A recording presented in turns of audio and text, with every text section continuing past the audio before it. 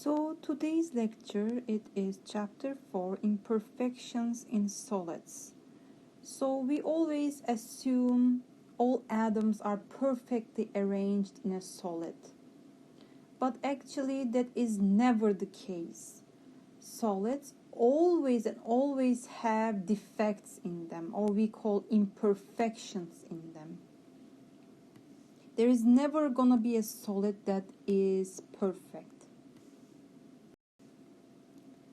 When we say crystalline defect, we are talking about atomic scale dimensions.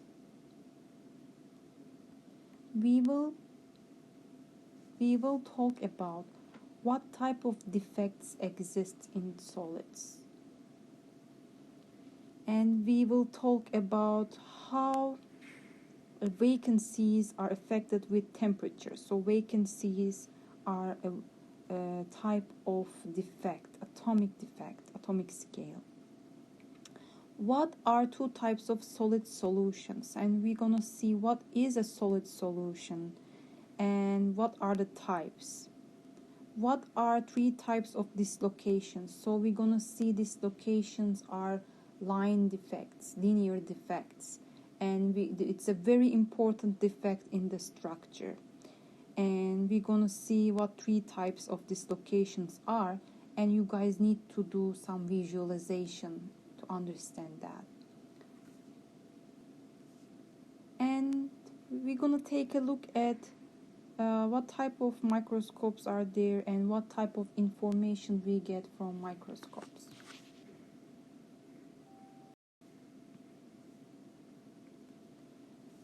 So always when we are processing a material, we start with solidification, right?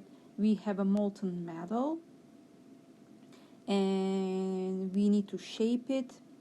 Therefore, we do casting and the material needs to solidify. So during this solidification, several things take place.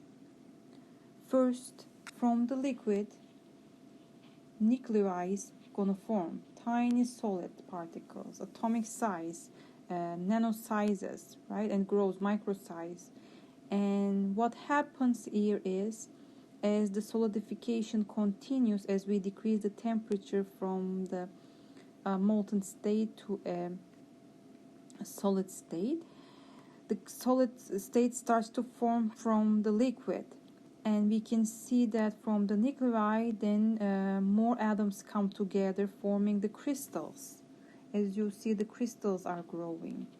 And then at the end, we have a grain structure like this. So all these lines are the grain boundaries we are seeing, where atoms within those regions are ordered in a certain directions. So those grains are actually, we're going to see the grain boundaries are two-dimensional defects inside the structure. So when we say defects, there is something like understood like this is something negative.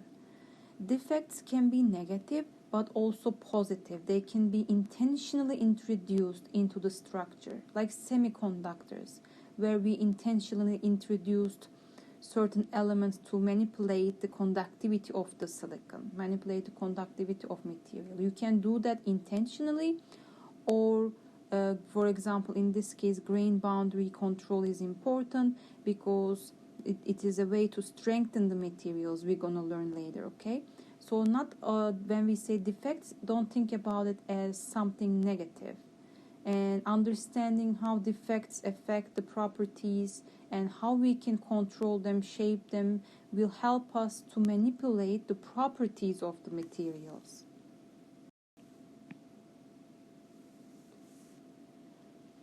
So during solidification, for example, all the factors will affect the grain shape. For example, of course, so if this is our mold, we are doing casting, right? And when we dump the liquid, molten metal, it is now solidifying, and during that grains will form.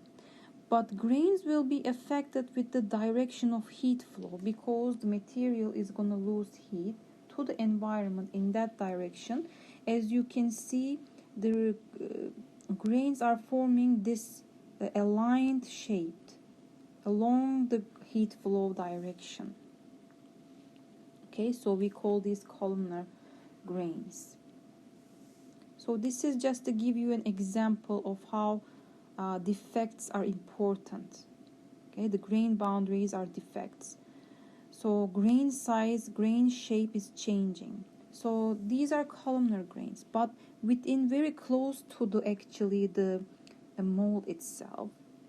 Okay, here, because they are in direct contact with the material, they will cool very quickly. Okay, so this place, this region very close to the mold, it will create equex-shaped grains due to rapid cooling, which is near the wall.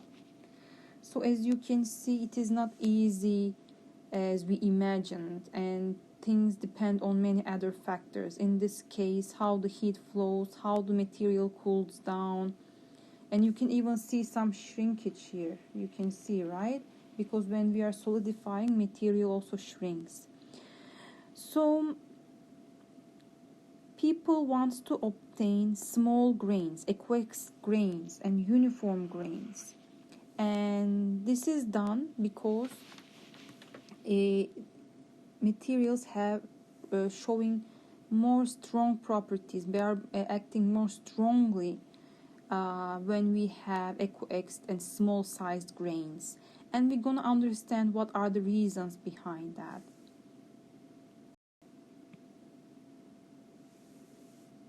Okay, so why grain and grain boundaries? Those are defects.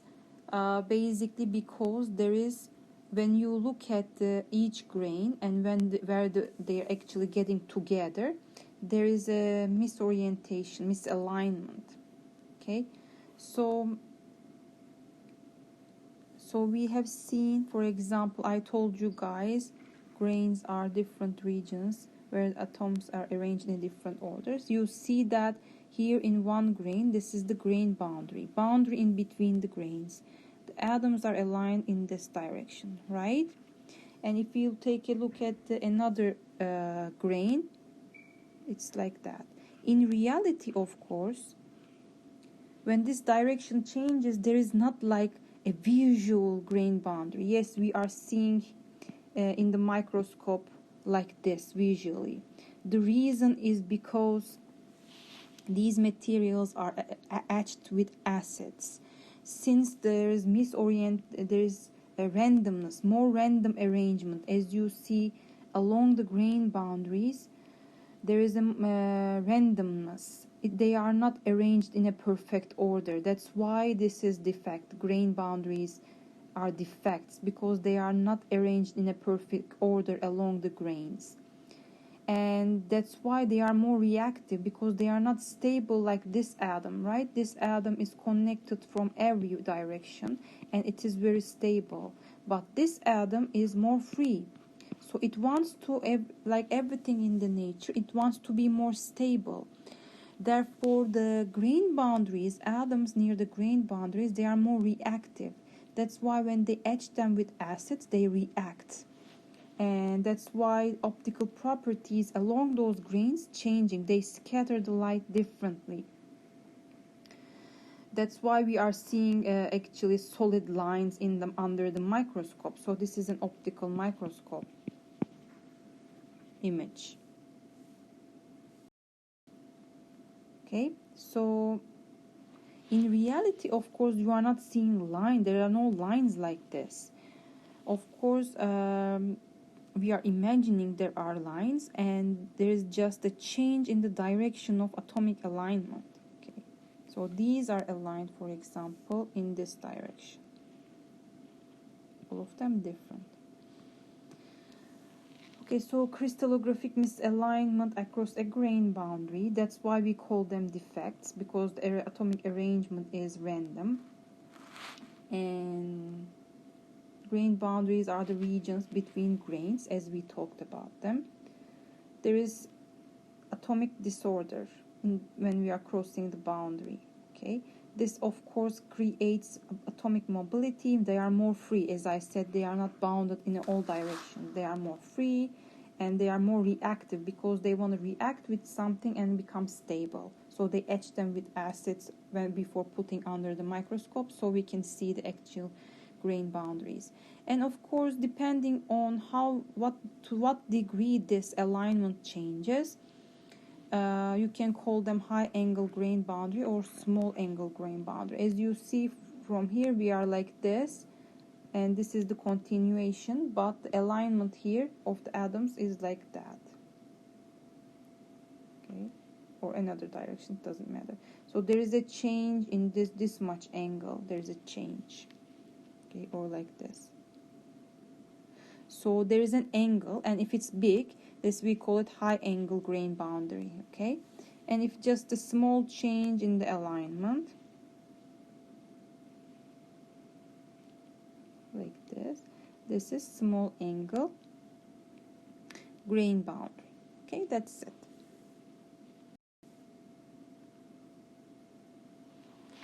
So this was an example, and now let's look at what type of imperfections are there in solids, if we want to categorize them.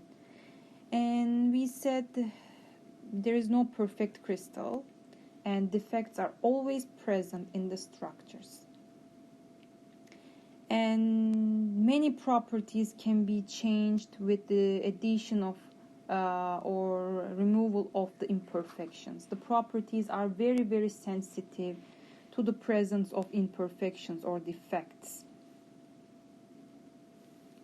And we also said these are lattice irregularities on the order of atomic diameter, so very small. Okay, and let's see what kind of imperfections or defects exists in solids.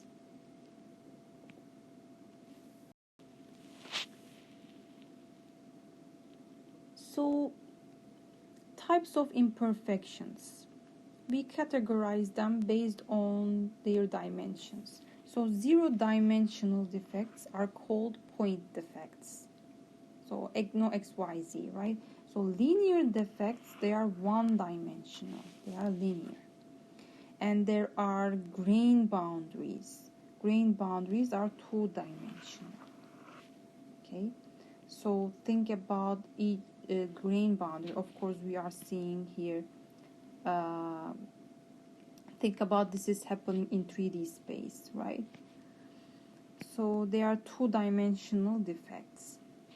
The surfaces in between two spheres. Think about it that. So let's see. The simplest form of point defect is a vacancy. It is basically, as we can see, it is basically a vacant lattice side. Okay, so we see that their atoms are packed in a certain arrangement, but then one atom is missing from here. It's gone, and it creates, of course, the whole lattice. It creates distortion along the whole lattice, whole crystal structure, because the nearby structure, of course, nearby. Okay, if you move far away from this vacancy, there is going to be perfect order again, but close by, nearby of this vacancy side, there will be distortion of the atomic structure, atomic planes. And basically vacancy is just a vacant atomic site. One atom is missing. It's supposed to be there, but it is missing. In a perfect order, it has supposed to be there, but it's missing. Okay, and there are interstitial atoms. Okay, let's see. Interstitial atoms, they can be self-interstitial, as we are seeing here. So when we say interstitial, when the atoms pack, they have empty regions in between them, right? We call them interstitial sites. So atoms pack like this, right? In a perfect arrangement, in a very high packing arrangement. But you see, even if we want to pack them very well, so this is not the perfect packing actually. Perfect packing is FCC, right? It was like this. Even with that, there's gonna be empty regions in between the atoms. Okay, and we call this, they cannot have no empty space. So these are called interstitial sites.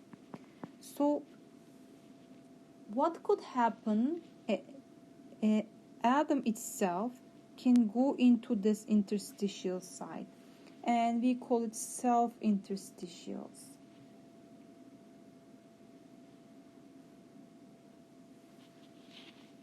So if we look at this figure here, it says host atoms positioned in interstitial positions between atoms, right? So blue, each blue is the atom, but an extra atom which is getting into the interstitial position here. And of course, that creates a lot of stress around it because it is pressing on the surrounding atoms. It is not its correct place. It's too big for that interstitial site, and very close by around it, it is causing stress and distortion in the lattice. Okay, then we call this self-interstitial.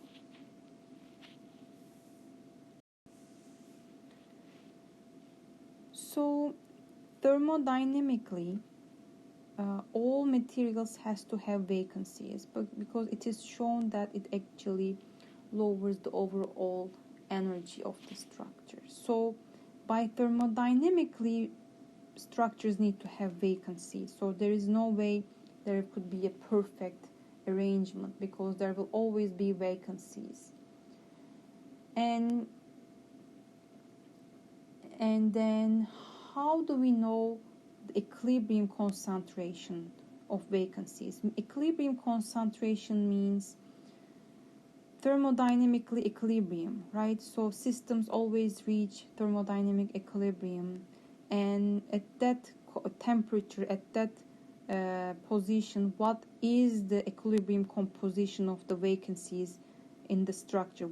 How many number of vacancies you should expect at that temperature? Of course, it also tells you with temperature, equilibrium concentration of the vacancies are changing. Okay, with different structures, there will be different amount. With different temperatures, there will be different amounts of vacancies in the structure.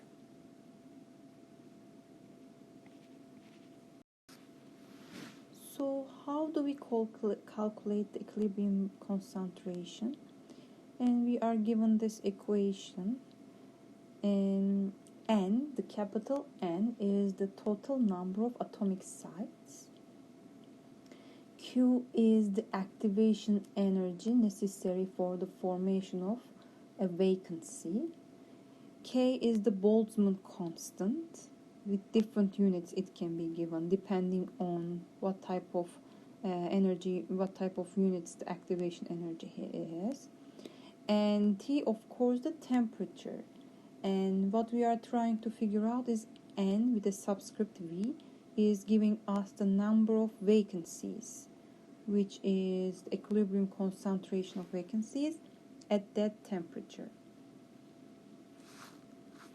And of course, each lattice site can form a vacancy. Okay, each lattice site can form a vacancy. E, and the number of vacancies, they are going to increase exponentially with temperature.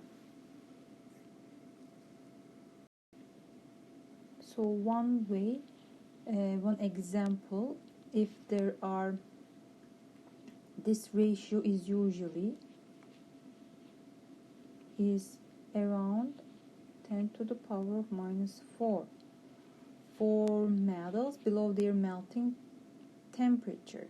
So that means one lattice site out of 10,000 will be empty, and it can be any place. Okay, it can be in any place.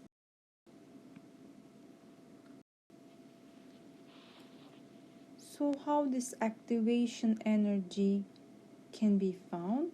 Usually experimentally we can find activation energy. Normally if we want to plot this equation, it will show you an exponential dependence, right? Assume this is the y, okay? But if you take the logarithm of both sides, you will see it's actually a line equation. And the slope, if you plot this one against 1 over t in the line equation, taking the logarithm of both sides, and then it will give you, the slope will give you the activation energy. K is the Boltzmann constant, remember, that's a constant.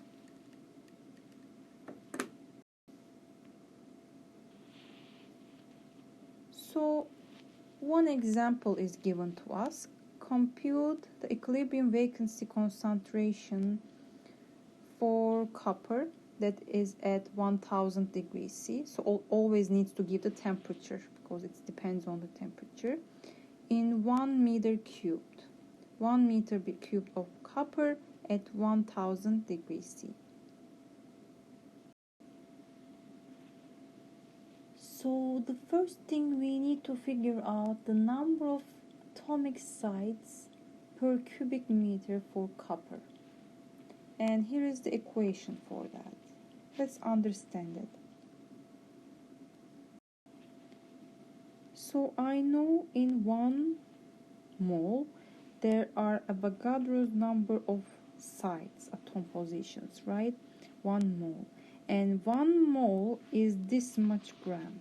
So 6.022 times 10 to the power of 23 atoms is actually 63.5 grams. Okay, but what is the density? Density means what is the gram in a centimeter cube. So 1 centimeter cube is 8.4 grams. So this will tell you then how many numbers of atoms are there, atomic positions are there in 1 centimeter cube. And you can also look at the units to understand that, right? So 1 mole, there are this much of atomic positions, but we don't have 1 mole. We want a 1 centimeter cube of, okay? And 1 centimeter cube of it is this much gram compared to that, okay? So what happens here? Moles are gone, grams are gone, and centimeter cube is converted to meter cube. It tells you how many sites there are at the end in 1 meter cube, and we already have 1 meter cube, so that is okay. So this much sites in 1 meter cube. So density is giving you what is the mass in 1 centimeter cube or meter cube, right? In volume, what is the mass in 1 unit volume? And we also know how many sites are there in 1 mole and what is the mass of 1 mole.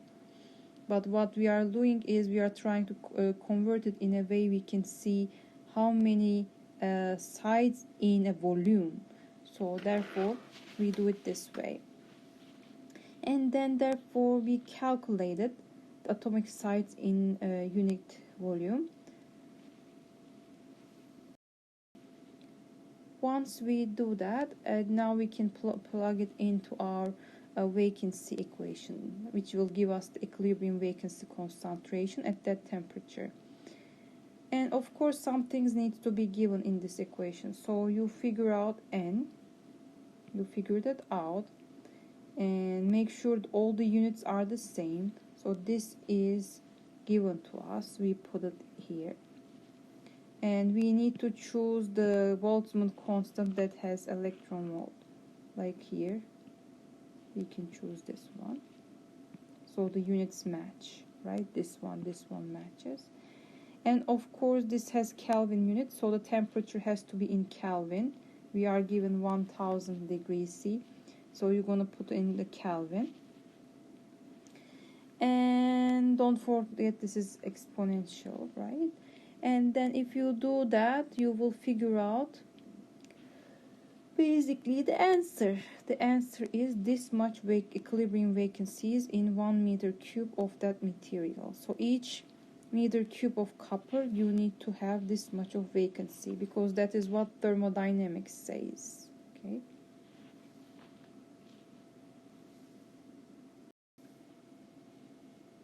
Okay, so this is taken from a study. We cannot see the video and I couldn't locate it online. But we are seeing a microscopic image with an electron microscope. It means in very small scales, okay? There is a material at a certain surface of it. We are seeing how the islands form. Why the islands form? The reason is they are changing the temperature during the recording. So this is like a live recording. They just change the temperature and also monitor it under a microscope. Okay, so what happens is that when they change the temperature, the equilibrium vacancy concentration also changes, right? So if we increase the temperature, with more vacancies have to form thermodynamically in the structure. Of course, the formation of new vacancies will push the atoms forward, like forming like islands like that, right? So it is pushing the vacancies are forming, atoms are pushed, and it is like islands are forming. And that's what they are seeing under the microscope. They are seeing these regions as black lines here, okay? So like the atoms are pushed forward, and then because the material, bulk material inside has to accommodate for more vacancies. That's it. So it just tells you that by increasing the temperature, you are also changing the number of vacancies inside the material.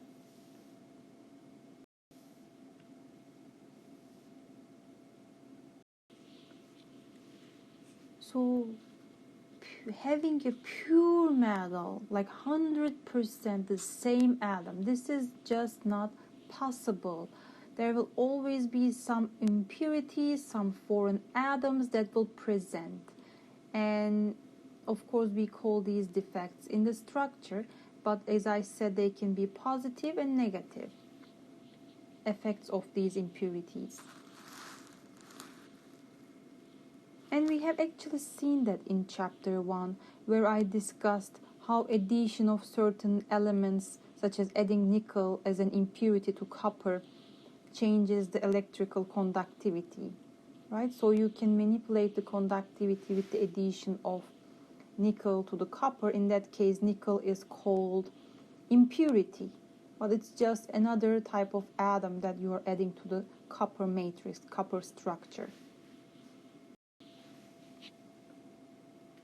So in this case, we have two outcomes. Like if the impurity is B atoms and the hosts are A atoms, adding B into A, just like adding nickel into copper. Nickel is B and the copper is A at that time. Two outcomes, two-way, right? And let's see, of course, they give another example here, the same, but then they said nickel is the matrix, they add copper. That's also fine, that's fine. Both ways can happen. And so one outcome is forming solid solution. Okay. And what is a solid solution? So when you have a solution, think about, you have a solute and solvent, right? One needs to dissolve in the another.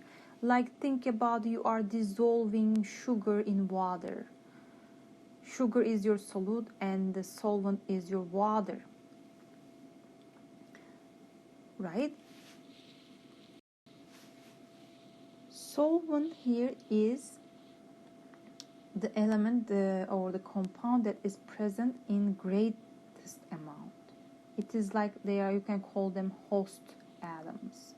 And the solute is an element or a compound that is present in minor concentration. In this case, the gray ones are the host, the solvent, and the orange ones, the B is the solute, which is in minor concentration.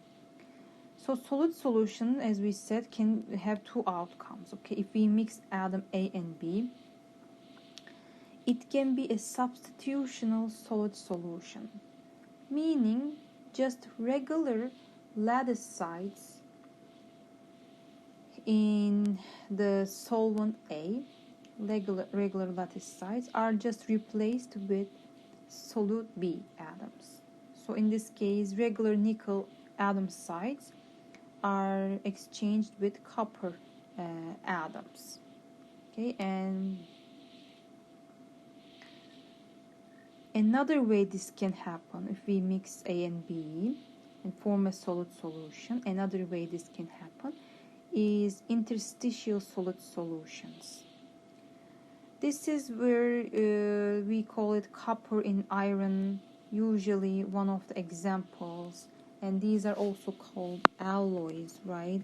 Alloys, addition of minor amount of elements to a matrix of another element. In this case, we have the major component is the base is the solvent is the iron, and when the iron packs the atoms within these atoms, there are empty regions like this one, right?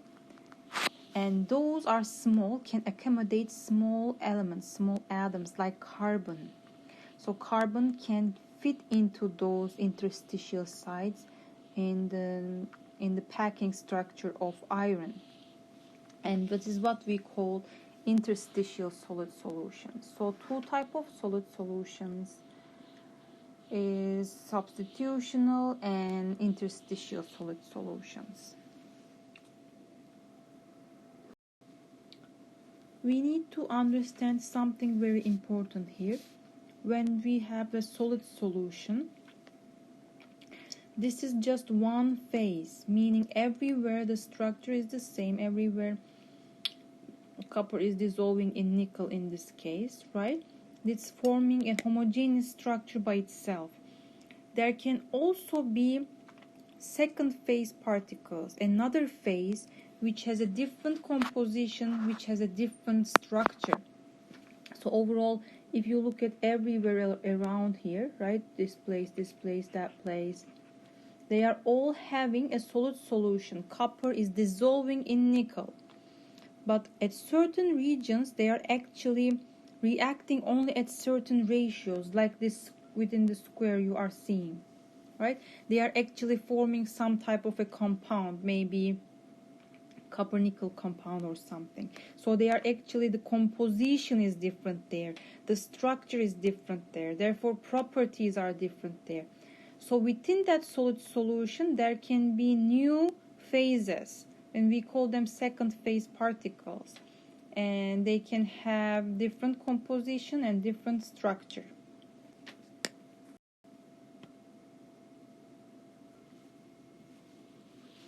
So several features of the solute and the solvent atoms determine the degree to which the former dissolves in the latter. So basically, how much they dissolve in each other, and there are certain rules for that. Okay, they might be completely dissolving in each other. Let's say you put a little bit of salt in water and you cannot see the salt anymore, right? It is totally dissolved. But let's say you put sugar in water, you keep putting, and at some point it cannot dissolve in it anymore. So there is a limit, right? So what are the things that are determining how much they dissolve in each other?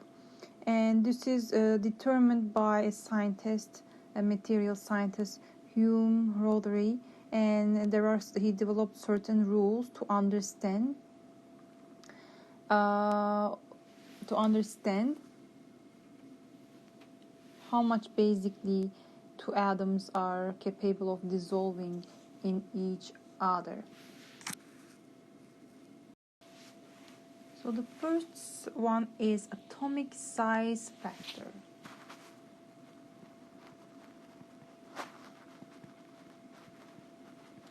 Of course, let's say copper and nickel, right? We need to look at the sizes of each of these atoms. In copper and nickel, copper atom size is very close to the nickel atom size. So they are very easily dissolved in each other.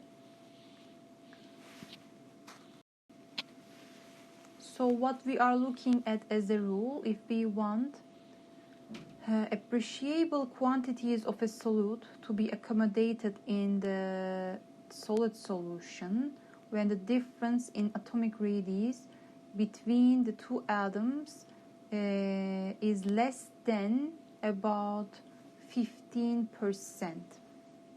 Okay, so let's say nickel and copper, the atomic radius difference is should be less than 15% to be these two different atoms to dissolve into each other, okay, to take the crystal structure of each other.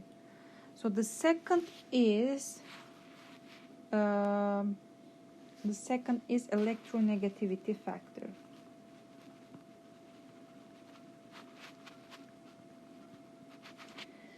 So two atoms, if they're gonna form appreciable solubility in each other, their electronegativity should be close to each other.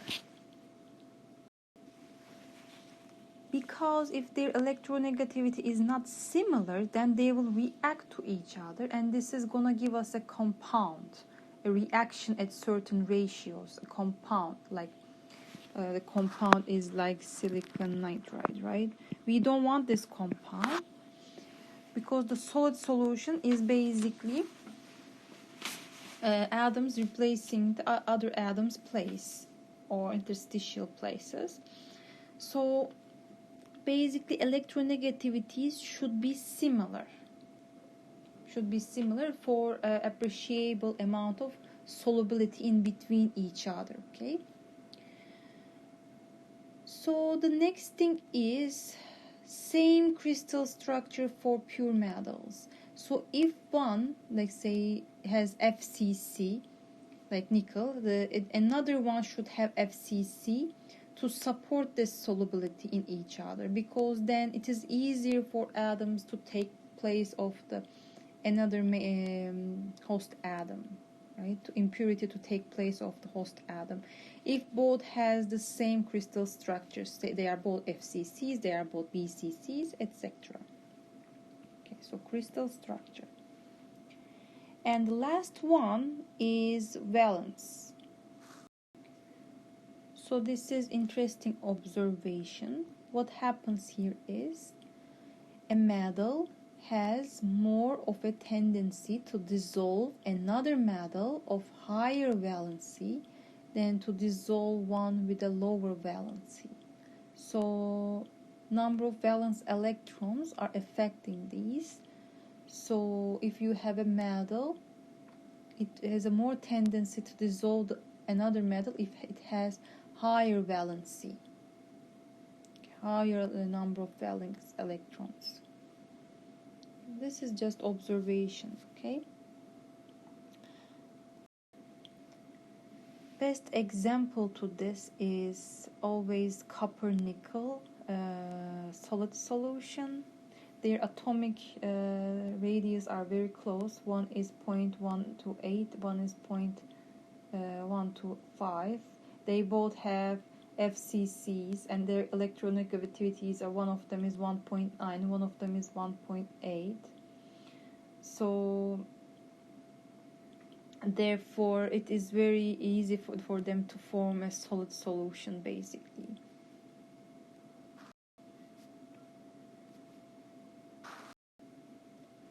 So let's look at it.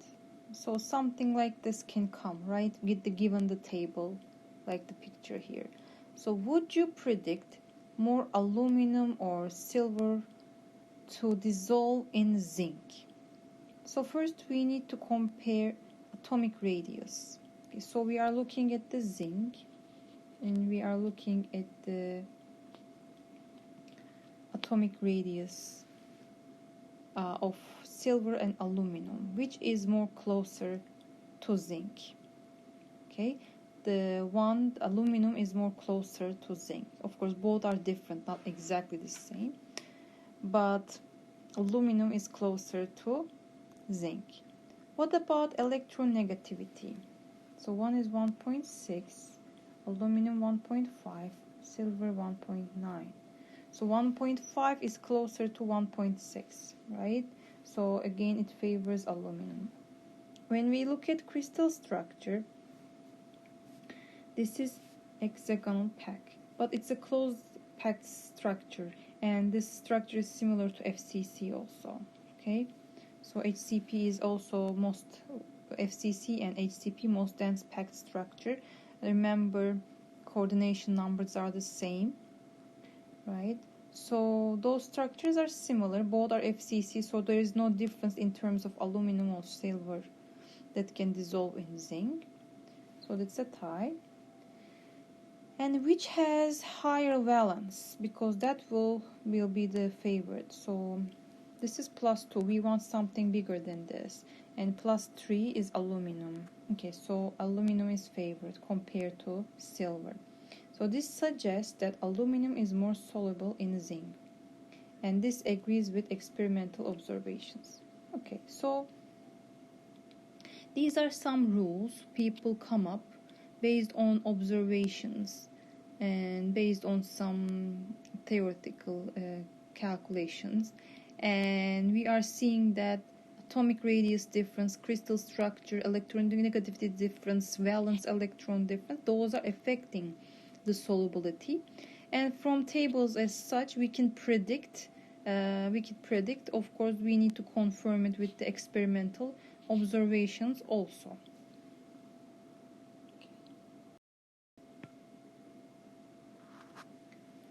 Just one thing to understand, when we say solid solution, okay, that is a single phase mixed perfectly, okay, but when we say alloy can consist of one or more solid solutions, one more two phases,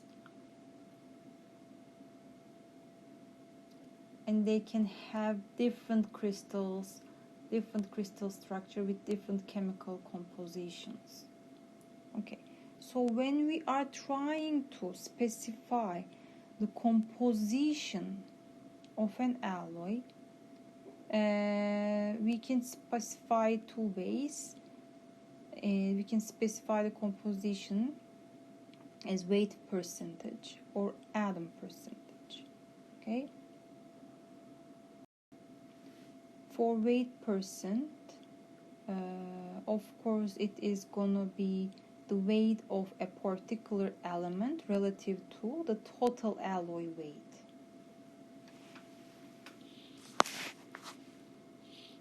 So in this equation we are seeing here, right? So M1 and M2 basically represent the weight or mass of elements 1 and 2 respectively, and this will calculate basically the concentration of atom 1. And if you change M1 in the numerator with M2, of course it is gonna give you the weight percent of atom M2.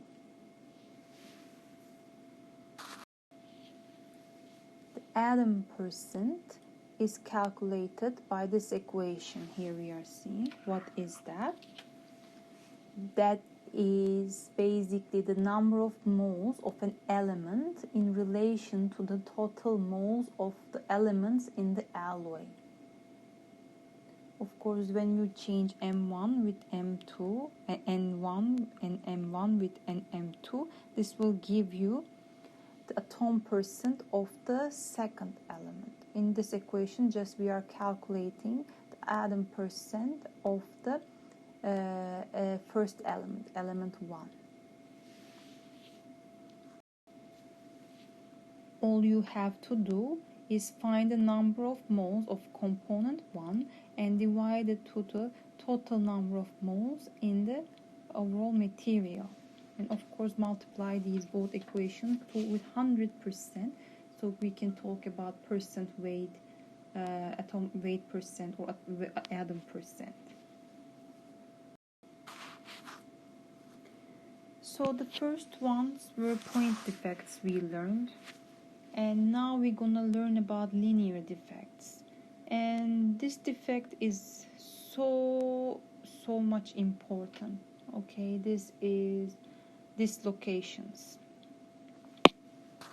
another name. So linear defects are also called dislocations. Okay, these are one-dimensional line defects. Along a line, the atoms are misaligned. This is not a single atomic point, okay, where there is 0 dimension. This is 1 dimension. There is along a line. Okay, along the line, atoms are misaligned. So these are dislocations.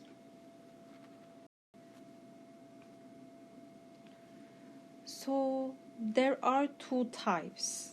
Okay, one is edge dislocation,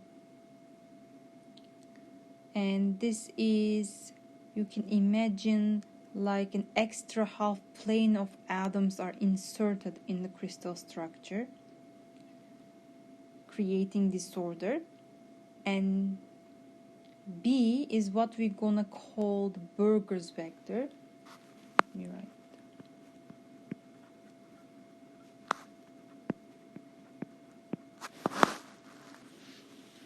It is a vector that we're gonna use to talk about magnitude and direction of the lattice distortion associated with the dislocations.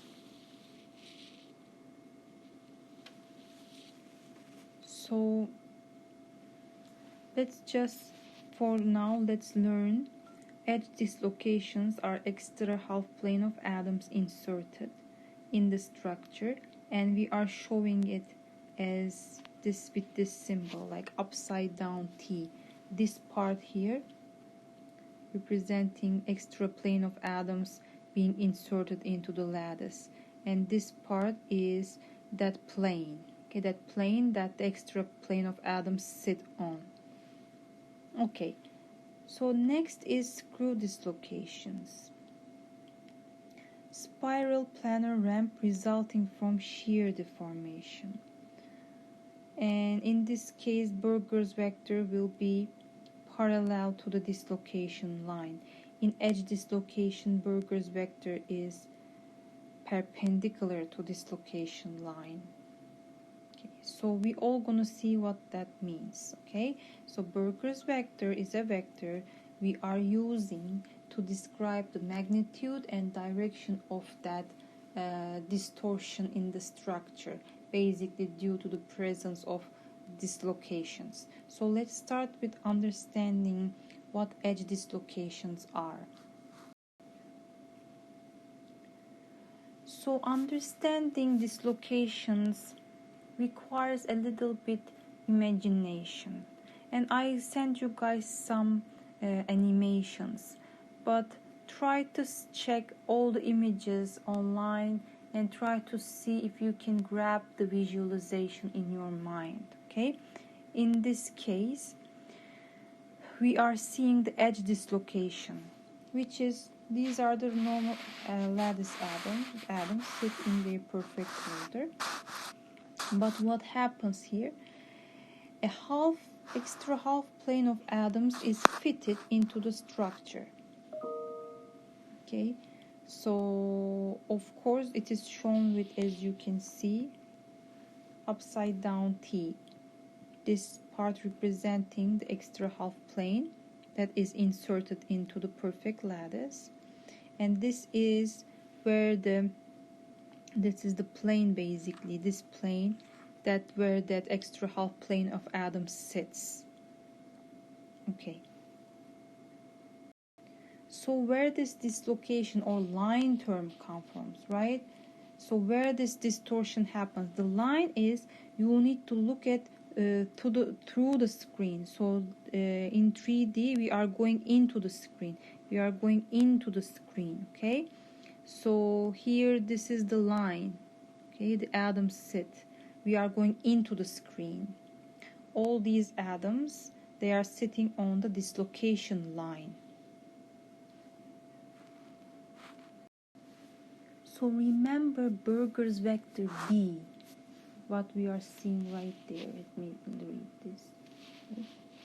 What we are seeing right there is showing us the direction and magnitude of the lattice distortion. Of course, with the addition of this extra half-plane atoms, our lattice is distorted, right? Every atom move out of their place that are close by, surrounding this dislocation defect. So there is some distortion in the lattice, but how much and what's the magnitude, right? Those are shown with the Berger's vector B.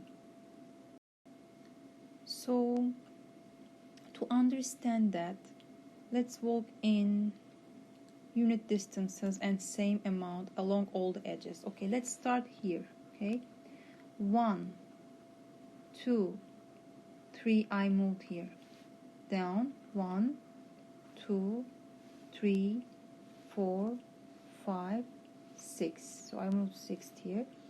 1, 2, 3, 4, 5. I moved 5 here. And I need to move 6 here for a perfect lattice to happen, right? 1, 2, 3, 4, 5, 6. Okay. So for the perfect lattice, I need to move in this corner also 5. But I already walked 1, 2, 3. Right? So 4, 5. Okay? But now if I want to complete that circuit, right? Even the Berger's vector is shown there. It is the same as I'm going to draw here, okay? So if you connect this finish to the start point, it is going to give you your Berger's vector. And Berger's vector is, as you can see, it's one atomic separation, okay? So what I did was just, I started from one place, it doesn't matter, and then I walked in. I have to walk in each corner the certain same amount in opposite directions. And when I did it, there was extra atomic separation distance which is needed to be completed, and that is completed with the Berger's vector, and that is giving us the magnitude of distortion. It is in one atomic separation of distortion in magnitude, and that's the direction from start from finish to start. That's it.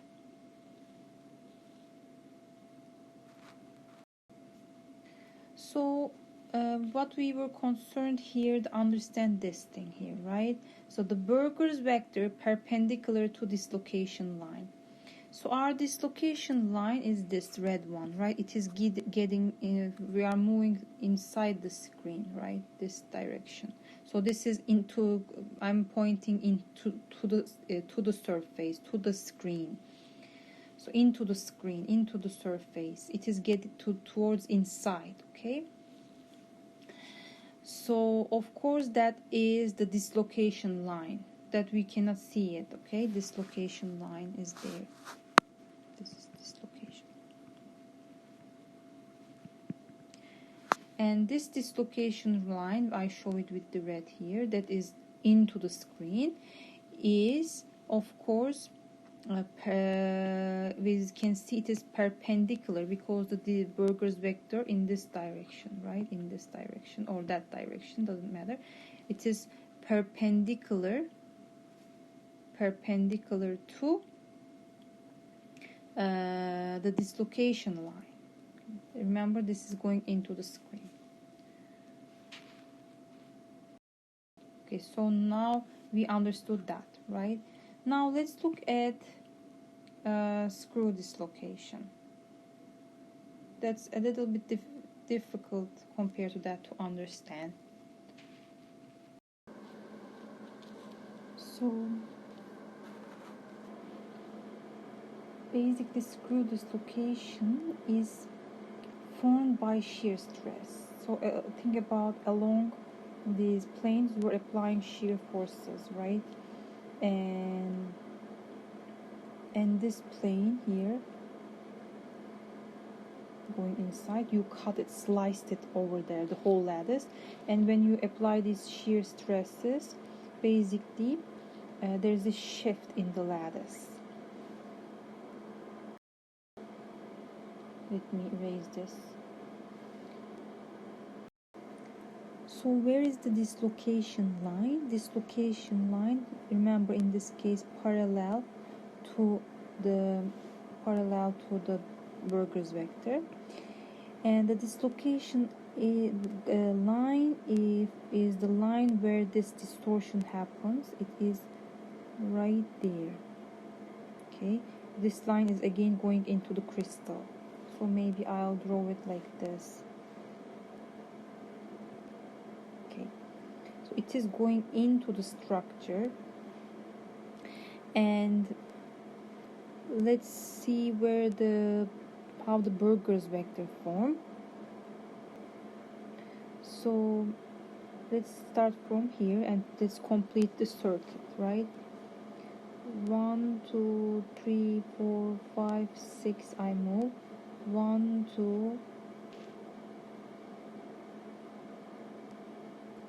2, 1, 2, 3, 4, 5, 6.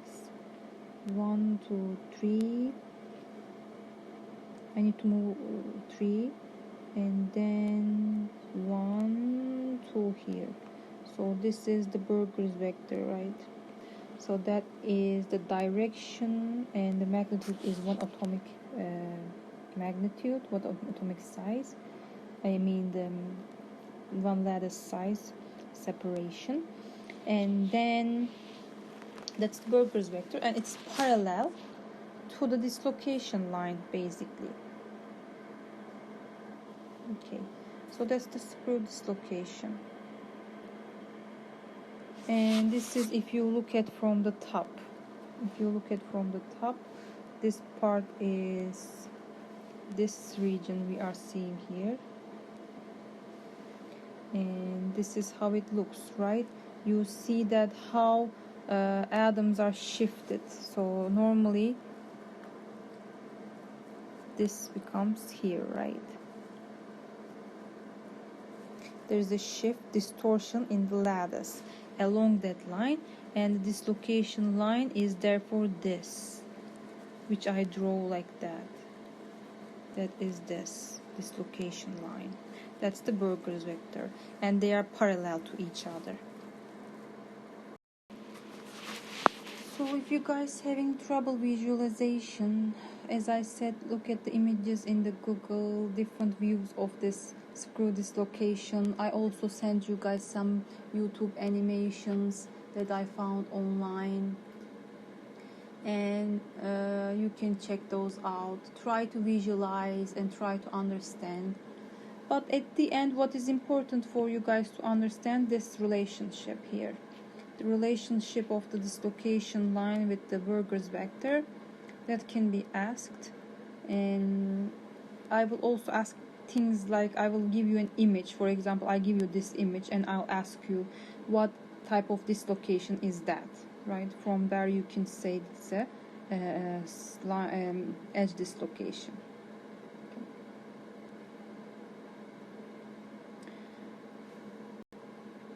So in the structures, of course, these line defects can come mixed. Like it doesn't have to be a separate edge dislocation somewhere, there's another screw dislocation somewhere.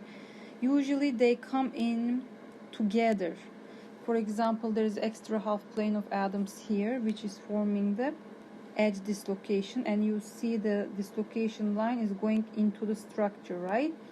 But it is also mixed with the dislocation line of the screw dislocation that is happening there. So when they are mixed, they are showing a difference in the distortion, and you can see that here, and you can imagine that. So there is some shift due to the screw dislocation forming here, and the lattice is shifting towards that, but it is compensated by the shift that is happening here, which is the edge dislocation. So those type of mixed dislocations are possible in the structure.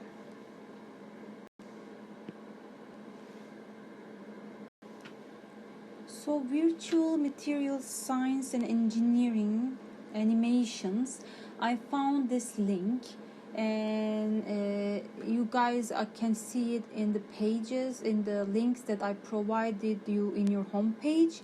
I suggest you guys go there, and there are a lot of animations, simulations for everything, for dislocations, for solid solutions, engineering materials, crystallographic structures. I suggest you guys for the edge dislocation, screw dislocation, these screenshots are actually, you can see them, okay, you can see them, it is amazing. And I suggest you guys, I provided you guys with the link, you guys go there, and you guys go there and look at the animations, okay? So this is a nice opportunity for you guys to look at those, okay? So these are the screenshots from those animations showing you how dislocations move in the structure. So dislocations that are containing screw dislocations. This is from front view, this is top view. And you can also see how dislocations move. Later we're gonna see that motion of the dislocations is very, very important, because this is how the deformation in the materials, in metals, are explained. So understanding dislocation motion will give us information about everything, like how they plastically deform, permanently deform, how we can strengthen the material, etc. Dislocations are very important, okay?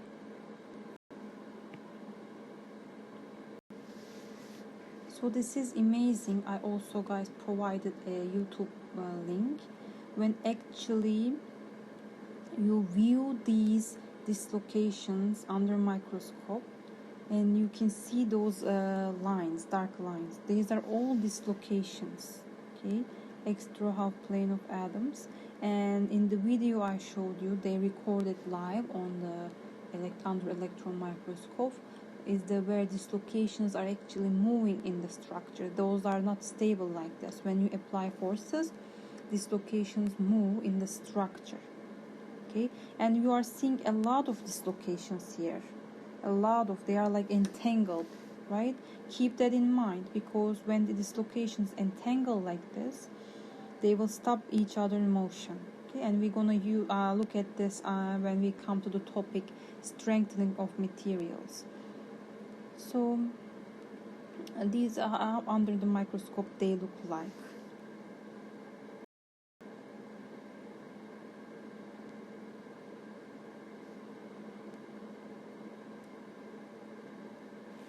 Okay, so dislocations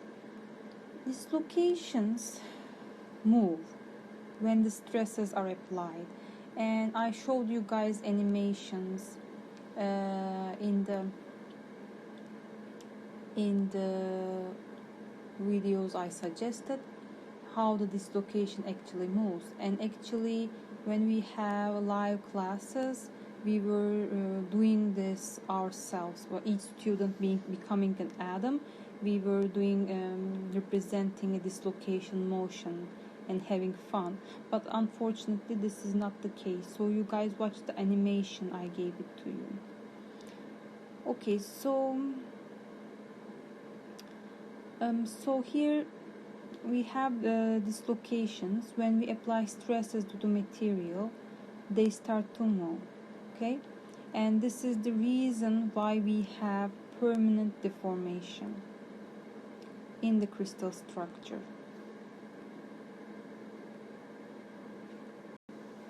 So I'll try to explain this to you guys with my beautiful sketches, and I hope you guys understand.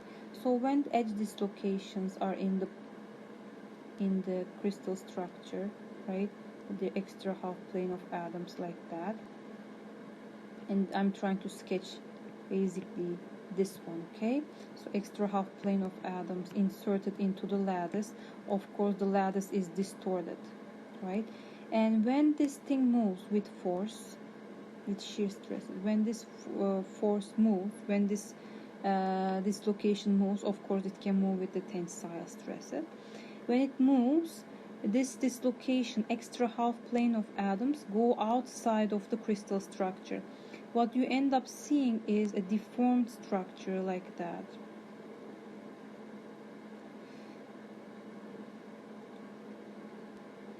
Because one atomic distance, the dislocation got out of the this extra half plane of atoms got out of the crystal structure, and they will always end up at the surfaces. They will always end up at the surfaces because that's where they stop. And as you can see, for one dislocation moving, we are visually seeing that there is a change. Of course we are visually seeing because I'm sketching it. Normally just if one extra half plane of atom moves in the structure, you cannot see it visually, right? But you guys know now there are millions of these dislocations in the structure. This is showing you how many of these dislocations are there in the structure. And when all of them moves and all of them reaches to the surfaces, there will be a macroscopic, visually seen change in the overall structure. Okay, the material will change its shape. Okay, therefore dislocations are the reasons why we observe permanent deformations. Dislocations are the reasons why we can shape the metals. If they don't have dislocations, we cannot shape the metals. Okay, so I want you guys to look at the animation, dislocation motion animation, and see this change by yourself, okay, in the structure. How there is a permanent change shape in the lattice. So, how come people knew there were dislocations in the structure? So normally, why not we just break all these bonds here? Let me erase all these ink, okay? So why not just, because we want a change in the lattice, so this half of the crystal structure to slide over the other half and change, of course, change the shape permanently like this, right? This goes inside. Why not just break all these atoms, all atomic bonds, just break the all atomic bonds and move the structure, right? And that's why they did simulations to calculate the energy necessary to change the material shape. And they find these huge numbers. It requires a lot of energy theoretically, because you need to break all these bonds and shift the material layer by layer to obtain change in macroscopically. So therefore, when they look at the experiments though, it was requiring very little energy compared to the theoretical calculations to change the shape of a material, right? When we just play with an aluminum foil, we are not breaking the bonds of aluminum, but we are changing the shape. So once that question arises, then why in reality we just don't need to apply as much force as necessary as the theoretical calculations? So because theoretical calculations assume that in order to change the shape of a material, we need to break all the atomic bonds. But in reality, it wasn't that. It was because we have defects called dislocations, which requires much less energy to move in the structure, that is giving us the permanent change shape. Therefore, there comes the dislocation theory that people figured out. So there were dislocations, and they require much less stress to move in the structure, and therefore they are the ones that are responsible for the permanent change shape. So it's easy for a dislocation to move because it is actually not. So if you look at the animations, you see it is not actually this dislocation is moving. It is extra half plane of atoms is moving. How is it? So when this dislocation breaks only one single bond, and this bond then forms here. So breakage and forming not require much energy, just one bond and then it forms, right? One requires energy, one gives energy. So if this bond breaks and new bonds form between this extra half plane of atoms and this one, then this is gonna be your new extra half plane of atom, and now it moved in the structure.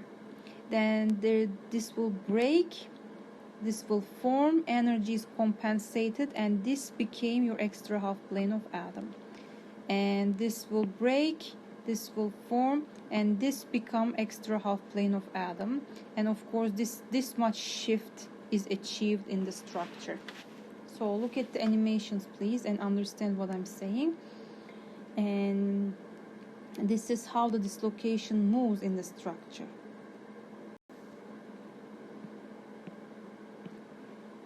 Okay, so as we talked about this, if we have an unstressed, meaning there are no forces applied to a bar, let's say we apply tensile stresses and we see formation of these planes, formation of planes sliding over each other, and as we talked about, dislocations are responsible for this permanent change shape, shift in the structure. Okay.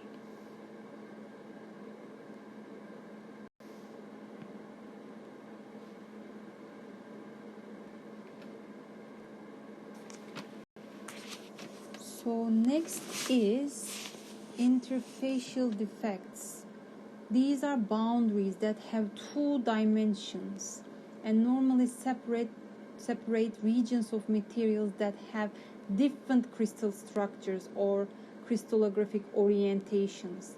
Examples are, let me write it down here, okay? Those are external surfaces,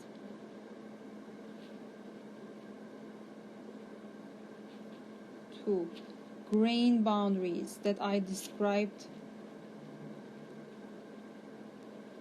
in the beginning of this lecture.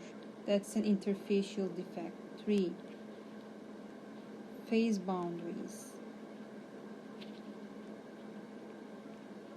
in between the phases. Phase is a region in space that has in material space different properties, different structures, different. If you have different regions with different structure, different chemistry, those are different phases. Okay, so 4 is twin boundaries.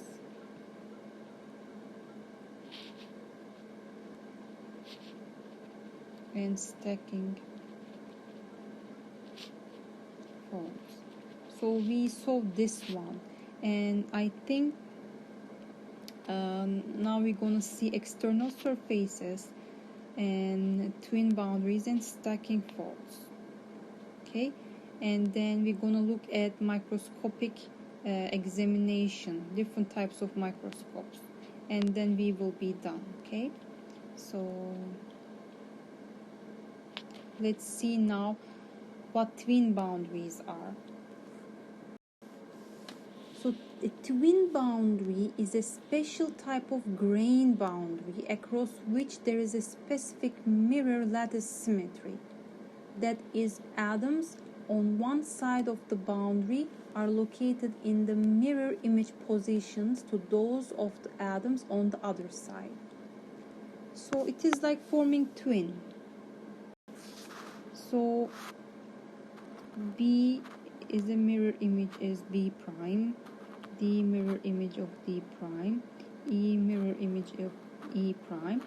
So that is the called twin boundary. Sometimes this is the way defects, planar defects form, a special type of grain boundary that is. And actually this grain boundary is very important in the deformation also, because sometimes beside dislocation motion, the twin boundaries can slide and also cause deformation, but this happens at certain conditions, certain materials, which we're gonna discuss later on, later chapters. So basically this is, just learn that twin boundaries are a specific type of grain boundary where the mirror images of atoms form across the twin plane. And there is also stacking faults. This is, as the name implies, metals stack in different orders, right? For FCC we have seen that the normal sequence of packing was A, B, C. So A plane, B plane, C plane on top, then A plane, B plane, C plane on top. But if this packing is disrupted, it becomes like ABC, AB, then ABC, like the C is missing. There is no ABC packing there. Then this is becoming a packing fold, and we call it stacking fold. So there's gonna be an amazing video link I will provide. Here you can see twinning, one form of plastic deformations, besides slipping. And you will see that when materials deform by twinning, and this happens only in certain metals, okay, not all of the metals, only metals which have HCP structure. One of them is tin, and the woman will demonstrate in the video that when the materials actually deform with twinning, they will make a noise, and you will hear that noise, and it is called tin cry. Okay, it is gonna be you guys should watch it, okay, to see how tin cry sounds like. All right. So another interfacial defect was surfaces, right? Free external surfaces, and we have seen that atoms. So normally in the surface, atoms are more free, like this, right? Because within the bulk, atoms are packed in an order where they are all surrounded with, in all directions, surrounded with other atoms. But if you look at here, they are not surrounded everywhere, more free in the surface, right? And we talked about this, that it makes them more reactive, more energetic. They have more energy. They want to reduce this energy, react and give this energy and stabilize. Therefore, these free surfaces where the atoms are more energetic can take place in chemical reactions as a catalyst. So a catalyst increases the rate of a chemical reaction without being consumed, and providing surfaces to these reactions basically helps those chemical reactions to happen at a different rate, at a quicker rate. So in this example, we are seeing single crystals of and basically an oxide material, which is used in automotive catalytic converters. in the electron microscope image, you see we go to very tiny magnifications here, in actually very high magnifications here, which means small sizes can be viewed. So we can see the atoms, atom by atom. We can see how they are free. They are like ordered. They are not in an order, right? They are more free at the surfaces. They are more disordered at the surfaces. We can see those. So in this illustration, it also shows some representation of surface defects that are potential absorption sites for catalysts. These converters, the catalytic converters, are used to reduce the emission of exhausts, gas pollutants, such as carbon monoxide, nitrogen oxides, and unburned hydrocarbons.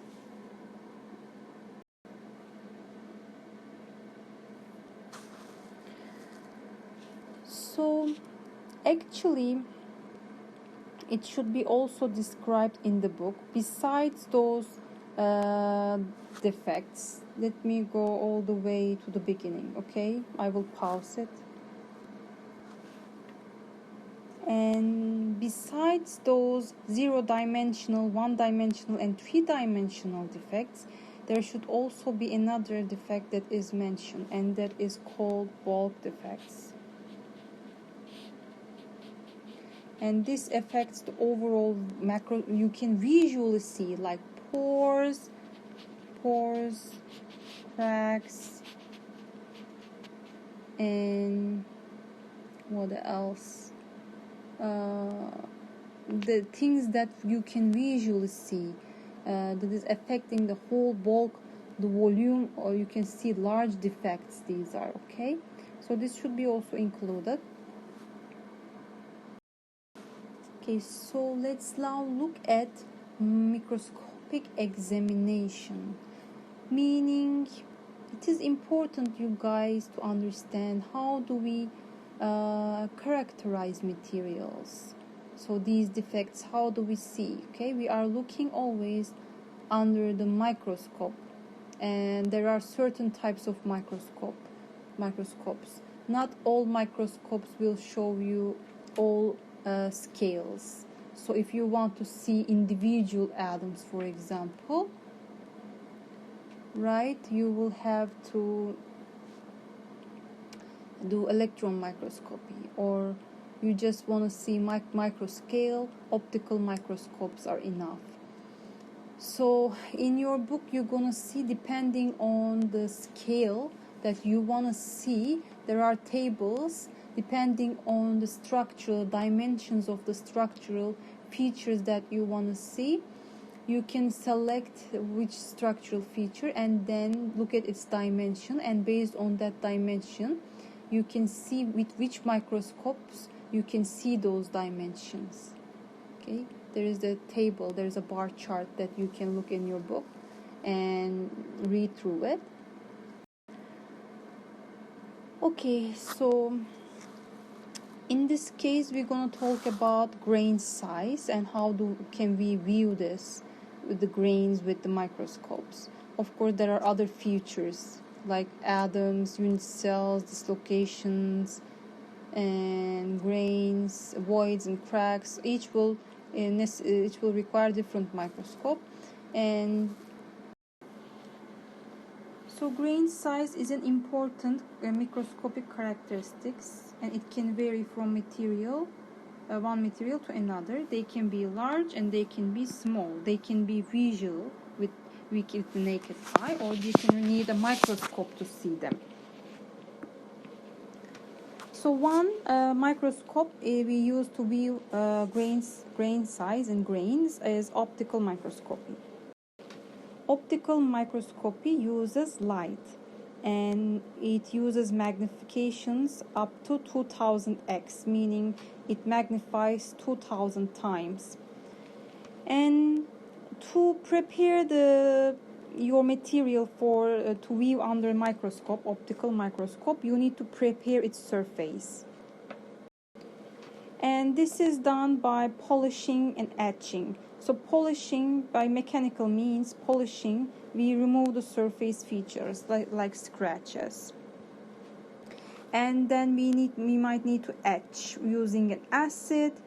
I explained to you guys grain boundaries react differently because of their orientation is different, more freedom of those surfaces. Depending on that, the different features will etch differently with the acid. That will affect what? That will affect the reflection of light, because the microscope is sending light, right? But at different surfaces, this light will reflect different directions. It will either come back to you when you see a light grain under microscope like this. That means the light is coming back to you.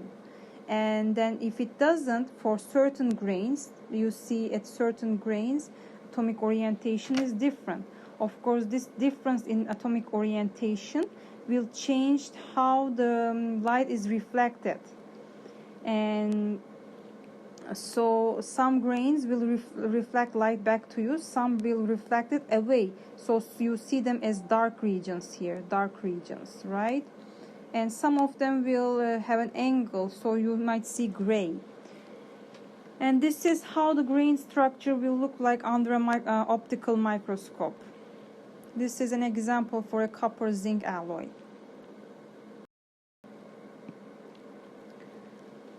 So that's what we talked about initially in the lecture. I told you guys grain boundaries, they are more susceptible to reacting with acids during the etching, and they appear as dark lines. They exactly show the example I discussed with you guys. You see the polished surfaces and surface groove forming because there are grain boundaries. Those places are etched differently, are etched because they are more reactive. When this happens, they scatter the light differently, as you are seeing here. And then based on those microscopic images, people come up with a common technique to calculate the grain size. This is done to characterize materials based on their grain size. They can say, for this application I need a material with a grain size of 8, or for a sheet metal for a car body I need a grain size of this for this steel, for this metal alloy. So they wanted to characterize materials or give them names, give them preferences based on the grain size, and therefore American Society for Testing in Materials come up with a calculation of grain size number, and the grain size number is G. Okay, and the formula is given this way. So what you need to do, collect a microscopic image, and in this image get an area of 1 inch square. So 1 inch here, 1 inch here, this makes 1 inch square. So let's say 1 inch square here, 1 inch, 1 inch, and then this has to be done 100x. So your image has to be at 100x magnification. For, of course, this is a standard technique, so you use it for every material. That's the way we can compare different materials, right? So get the image, microscopic image at 100x, and find a area that is 1 inch square within your microscopic image, and count the number of grains. And this is represented by the number n. N is giving us the number of grains in per inch square at 100x magnification. And when you put that information in this equation, you obtain a value for G, and that G is giving you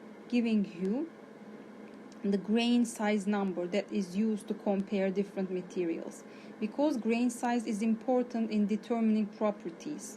Okay, so they wanted to separate, categorize material based on their grain sizes. So I will upload one problem regarding the grain size. You guys should check the notes, okay?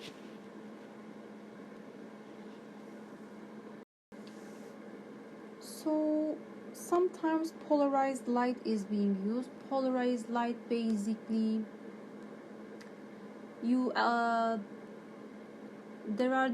light has different vibrations, different direction vibrations, and if you polarize it, for example, you can only let, like filtering it, okay, only vertical vibrations to get passed through, for example.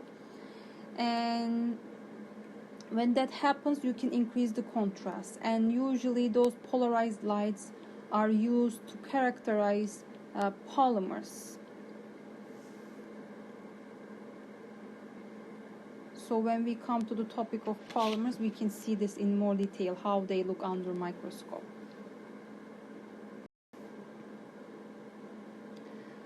Well, electron microscopy has a better resolution, and we can view more smaller features compared to the optical microscopes. Okay, so around 100 nanometer, very tiny nanoscale features we can see. Of course, there are wide range of electron microscopes. So there are electron microscopes, even you can see the individual atom. So instead of light, this is using an electron beams. Okay, and electron beams is very easy to focus on one spot, because why? You can use magnetic fields. Okay, normally in optical microscope you use lenses to focus on the light.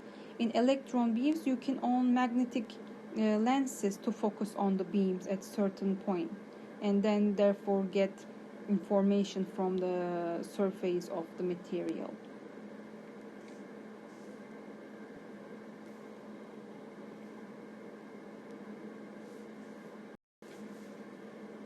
So, scanning tunneling microscopy, this is when we look at the surface atoms and image them. So surface atoms imaged using a microprobe that tapers to a single atom at this tip.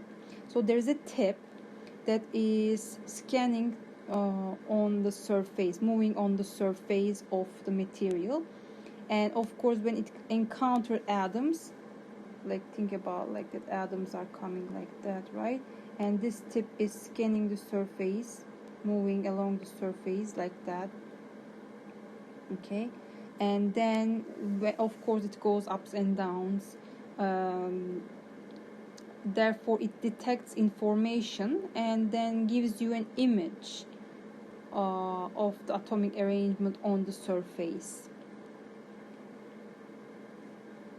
So we are seeing here they obtain carbon monoxide molecules arranged on a platinum surface in the form of a human, and some Japanese character, they were able to arrange the atoms in that form, etc. So the basic idea here is you can view the surface atoms with this technique.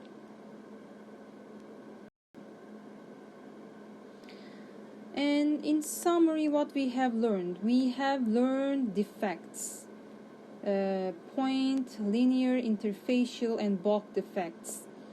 Point defects were vacancies, interstitial atoms, substitutional impurity atoms, and linear defects were dislocations, edge and screw dislocations.